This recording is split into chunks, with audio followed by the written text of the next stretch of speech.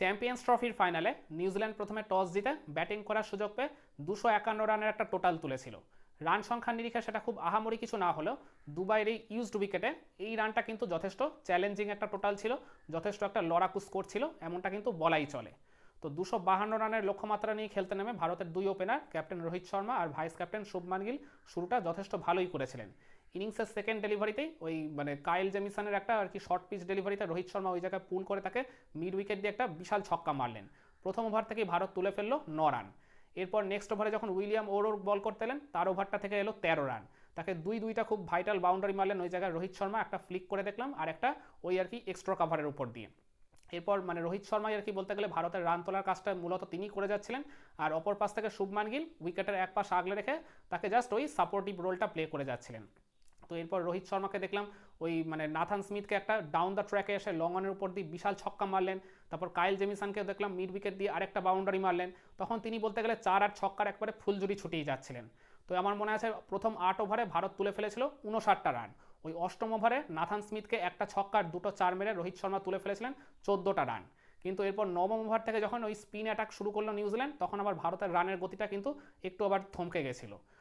বললাম 8 ওভারে ভারতের স্কোরটা ছিল 59, তারপর 10 ওভার শেষে ভারতের স্কোরটা প্রথম পাওয়ার প্লে শেষে ভারতের স্কোরটা ছিল 64।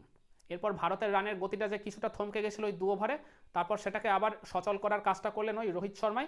স্পিনারদেরকে তখন তিনি আবার পাল্টা অ্যাটাক করতে শুরু করলেন ওই মিচেল স্যান্টনার আর রাচিন রবীন্দ্রকে। মিড উইকেট দিয়ে একটা বিশাল বাউন্ডারি মারলেন ওই জায়গায় রাচিন রবীন্দ্রকে রোহিত শর্মা। অল্পের জন্য ওটা আর কি ছক্কা হয়নি। এরপর শুভমান গিলকেও দেখলাম ওই রাচিন রবীন্দ্রকেই ডাউন দ্য ট্র্যাকে এসে লং অনের উপর দিয়ে একটা বিশাল ছক্কা মেরে দিলেন। শুভমান গিল এই তার ইনিংসে 31টা রান করেছেন ঠিকই, কিন্তু একটাও তিনি বাউন্ডারি মারেননি। ওই একটা মাত্র ছক্কা তিনি মেরেছেন ওই রাচিন রবীন্দ্রকে। এরপর আমার মনে আছে ওই 14 নম্বর ওভার শেষেও ভারতের স্কোরটা ছিল ওই 86 মতো। এরপর 17 নম্বর ওভার শেষেই ভারত তাদের 100 রানের গন্ডি টপকে যায়। তো এরপর ওই 18 নম্বর ওভারে বল করতে এসে মিচেল স্যান্টনার একটা বেশ বলতে গেলে জুসি টাইপের ডেলিভারি প্রডিউস করেছিলেন ওই শুভমান গিলকে। বলতে গেলে পুরো এক প্রকার ওটা সেফ ট্র্যাপ ছিল। তো এইরকম একটা হাফ ভলি টাইপের ডেলিভারি পেয়ে শুভমান গিলও বড় শট খেলতে গেলেন ওটাকে এক্সট্রা কাভারের উপর দিয়ে। কিন্তু ওই পার্টিকুলার জোনে ফিল্ডিং করেন গ্লেন ফিলিপস একেবারে উড়ন্ত বাজ পাখির মতো এক হাতে ঝাঁপিয়ে পড়ে ক্যাচটা নিতে কোনো রকম ভুল করেননি, যার ফলে শুভমান গিলকে ফিরে যেতে হলো প্যাভিলিয়নে 31 রান করে। আর ভারতের ওপেনিং জুটিটা ভেঙে গেল 105 রানে। আর ভারত তারপর আরও বড় ধাক্কাটা খায় এর ঠিক ভেরি নেক্সট ওভারই মাইকেল ব্রেসওয়েল যখন তার একদম স্পেলের প্রথম ডেলিভারিতেই তুলে নিলেন ওই বিরাট কোহলির উইকেটটা। ব্রেসওয়েলের ওই স্ট্রক ডেলিভারিটা বিরাট কোহলি ওই কাভার জোন দিয়ে খেলতে গিয়ে বলের লাইন মিস করে তিনি ওই জায়গায় এলবিডাব্লিউ হয়ে যান। রিভিউ নিয়েছিলেন কিন্তু কোনো লাভ হয়নি, যার ফলে ভারতের স্কোরটা হয়ে গেল 2 উইকেটে 106। এরপর রোহিত শর্মা শ্রেয়াস আয়ারের মধ্যে একটা 16 রানের পার্টনারশিপ গড়ে উঠেছিল ঠিকই, কিন্তু এই পার্টনারশিপটা যথেষ্ট ধীর গতিতে এগিয়েছিল। এই 16টা রান তুলতে তারা নিয়ে ফেলে 42টা বল। আর কি দুজনে খুবই ডিফেন্সিভ মোডে তখন ব্যাটিং করছিলেন, তখন ডট বলের পর ডট বল ক্রমাগত দিয়ে যাচ্ছিলেন নিউজিল্যান্ডের স্পিনাররা। তো এরপর রোহিত শর্মা আর কি ধৈর্য হারিয়ে তিনি ওই বড় শট খেলতে গেলেন ডাউন দ্য ট্র্যাকে এসে ওই রাচিন রবীন্দ্রকে, কিন্তু বলের লাইন আর লেংথ দুটোই তিনি মিস করে ওই জায়গায় আর কি স্টাম্প হয়ে যান, যার ফলে 76 রান করেই তাকে প্যাভিলিয়নে ফিরতে হয়। যার ফলে ভারতের স্কোরটা হয়ে যায় 3 উইকেটে 122। তো ফাইনালের মঞ্চেও ওই ভারতের টিম ম্যানেজমেন্টের পক্ষ থেকে আকসার প্যাটেলকে আবার ফ্লোটার হিসেবে নাম্বার 5-এ পাঠানো হয়েছিল, আর যে স্ট্র্যাটেজিটা আবারও খুব ভালোভাবে খেটে গেল এই ফাইনাল ম্যাচেও। তো ওই জায়গায় 4th উইকেটে শ্রেয়াস আয়ার আর আকসার প্যাটেল যোগ করলেন 61টা রান। তো ওই যে 61 রানের পার্টনারশিপটার জন্যই ভারত কিন্তু ওই ম্যাচে আবার প্রবলভাবে কামব্যাক করেছিল, কারণ রোহিত শর্মা যখন আউট হয়ে গেছিল তখন ম্যাচটা কিন্তু প্রায় 50-50 অবস্থায় চলে গেছিল। 26 ওভার তখন হয়ে গেছিল, ভারতের জয়ের জন্য প্রয়োজন ছিল তখনও 130টা রান। তো এই 4th উইকেটে শ্রেয়াস আয়ার আর আকসার প্যাটেল মিলে নিউজিল্যান্ডের স্পিনারদের যে পাল্টা কাউন্টার অ্যাটাকটা করলেন, একবারে তখন বলতে গেলে সিঙ্গেলস ডাবলস তো নিচ্ছিলেনই, আর ফাঁকে ফোকরে 4 ছক্কা নেগোশিয়েট করতে ওই জায়গায় কোনো রকম ভুল করছিলেন না। আমার মনে আছে রোহিত শর্মা আউট হয়ে যাওয়ার পরপরই শ্রেয়াস আয়ার ওই চাপটা কমানোর জন্য তিনি ওই নিউজিল্যান্ডের ওই মাইকেল ব্রেসওয়েলকে একটা মিড উইকেটের উপর দিয়ে একটা বড় শট খেলতে গেছিলেন, কিন্তু ওই জায়গায় উইলিয়ং ফিল্ডিং করছিলেন। উইলিয়ং দূর থেকে দেখে মনে হচ্ছিল তিনি বলটা আর কি সেভ করে দিয়েছেন, নিশ্চিত ছক্কাটা ওই জায়গায় বাঁচিয়ে দিয়েছেন, কিন্তু বলটা গ্র্যাব করে তিনি থ্রো করার আগেই তার পাটা ওই জায়গায় বাউন্ডারির ওপরে ঠেকে যায়, যার ফলে তিনি ছক্কা পেয়ে যান। এরপর শ্রেয়াস আয়ারকে দেখেছিলাম আরেকটা ওভার বাউন্ডারি তিনি মেরেছিলেন ওই স্লগ সুইপে লং অনের উপর দিয়ে একটা বিশাল ছক্কা তিনি ওই জায়গায় মেরে দিয়েছিলেন।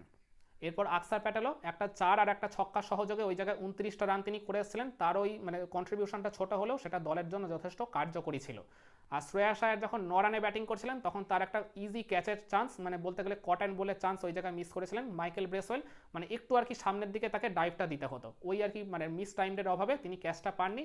আর এছাড়া আমি একটা কথা বলতে ভুলে গেছিলাম, শুভমান গিল যখন আর কি ব্যাটিং করছিলেন তখন ভারতের ওপেনিং জুটিটা 40 রানের মতো হয়েছিল। তো ওই জায়গায় আর কি মানে শর্ট মিড উইকেটে একটা তার মানে ক্যাচের মানে একটু আর কি ডিফিকাল্ট চান্স ছিল ঠিকই, কিন্তু আমি মনে করি ওটা কিন্তু মানে ধরতেই পারতেন ড্যানিয়েল মিচেল। তো শুভমান গিলকে ওই জায়গায় একটা লাইফ দিয়ে দিয়েছিলেন নিউজিল্যান্ডের ফিল্ডাররা। আর এছাড়া নিউজিল্যান্ডের ফিল্ডিংটা কিন্তু এই দিন একেবারেই আপ টু দ্য মার্ক হয়নি, মানে নিউজিল্যান্ড তাদের ফিল্ডিংয়ে যে স্ট্যান্ডার্ডটা এতদিনে সেট করেছে তার ধারে কাছেও হয়নি, এটা কিন্তু বলাই যায়।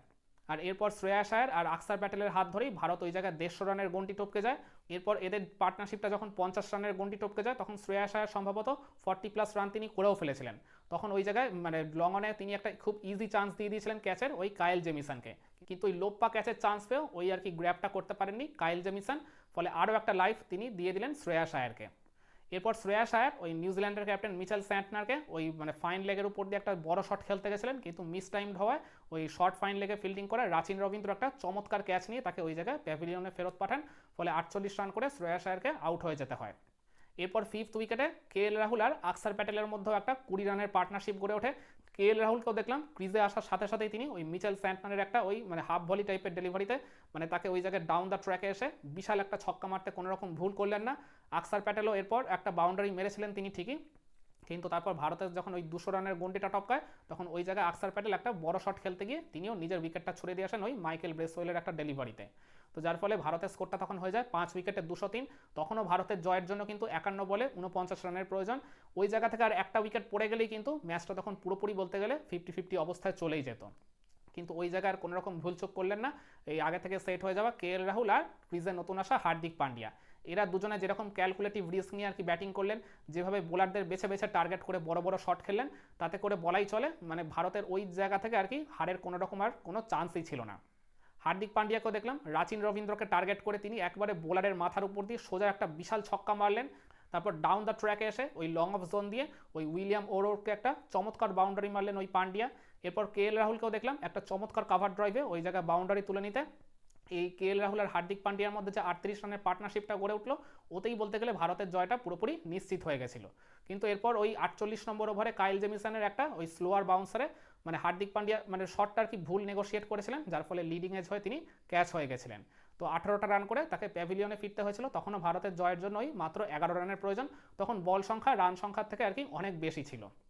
এরপর ভারতের জয়ের জন্য ওই বাকি রানটা তুলে দিতে আর কোনো রকম ভুল করলেন না KL রাহুল আর রবীন্দ্র জাডেজার ওই ছোট জুটিটা। তো রবীন্দ্র জাডেজা ওই জায়গায় মানে 49 নম্বর ওভারের একদম লাস্ট ডেলিভারিতে উইলিয়াম ওরোরকে ওই ডিপ স্কোয়ার লেগ দিয়ে একটা বাউন্ডারি মেরে ভারতের জয়ের জন্য ওই প্রয়োজনীয় রানটা তিনি তুলে দেন, যার ফলে ভারত 1 ওভার মানে 6 বল হাতে রেখে 4 উইকেটের ব্যবধানে এই চ্যাম্পিয়ন্স ট্রফি ফাইনালে নিউজিল্যান্ডকে হারিয়ে তৃতীয়বারের মতো চ্যাম্পিয়ন্স ট্রফির শিরোপা জিতে নেয়। আর 76 রানের ওই মার কাটারি দুর্ধর্ষ ইনিংসটার জন্য ভারতের ক্যাপ্টেন রোহিত শর্মাকে এই ফাইনাল ম্যাচের প্লেয়ার অফ দ্য ম্যাচের অ্যাওয়ার্ডটা তুলে দেওয়া হয়েছে। আর এছাড়া বাকি ব্যাটাররা যারা ছোট ছোট সংক্ষিপ্ত ইনিংস খেলেছেন, পার্টনারশিপ গড়ে তোলায় ওই জায়গায় অনেক বড় রোল প্লে করেছেন, সবাই ওই জায়গায় বলতে গেলে কম বেশি ভালোই কন্ট্রিবিউট করেছেন ভারতের এই রান চেজে।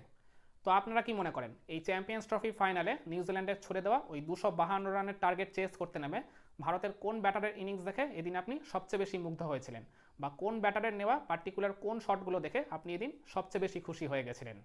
কমেন্ট করে আপনার মতামতটা জানাবেন নাকি?